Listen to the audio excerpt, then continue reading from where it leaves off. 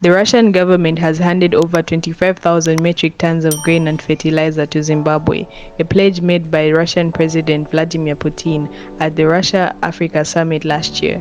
Welcome back to Zim News Live YTS, where we give you latest updates about what's transpiring in Zimbabwe. Before you go any further, don't forget to like, subscribe, and turn on the notification bell so that you don't miss any updates. The grain comes as Zimbabwe faces one of its worst droughts in recent years. 5 other African countries to benefit from the Russia grain aid are Burkina Faso, Mali, Somalia, the Central African Republic, and Eritrea.